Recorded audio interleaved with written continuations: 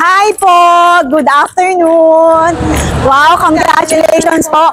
Alright guys, nandito po siyempre ang mga taga-Guagua, Pampanga. Bakit kamo? Siyempre meron silang alumni. Pag may alumni, may happening. So meron silang paraffol. So meron silang biniling bios. So paparapol nila yon. I think that's February 22 po, 22. no? 22. Okay, shout out natin of course sa mga Guagua National Colleges, of course, Pampanga. Hindi lang po natin alam paano po napadpad ang mga taga-Pampanga sa Makati. Paano po ba, ma'am? Naghanap po ako ng online, nakita ko po to.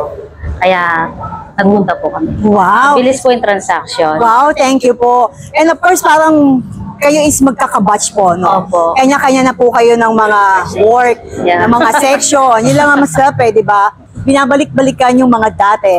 So, shout out tayo, of course, kay Ma'am, Jenny. si Ma'am Jenny, and then kay Sir John. Sir John, and of course, kay Sir Lee. Okay, mukhang mga hali ng pangalan. And then, of course, kay Ma'am Josie, and then kay Sir Rosen? Rosen, okay. Shout out natin sa kanilang lahat. Kasi syempre, hindi ko naman din po alam, nag-release din po ako ng unit, nakita po ako ni Sir. Parang napapanood niyo po ba ako, Sir?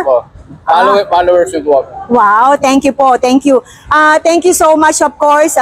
Shout out ulit lahat ng mga Guagua National Colleges. Congratulations po.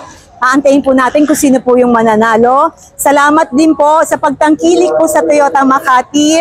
Maraming salamat po sa inyong effort sa pagpunta po rito.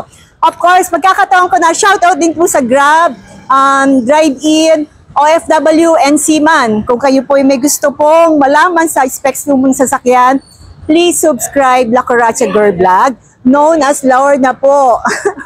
Thank you so much. Thank you po. Thank See you you. next time. Thank you po.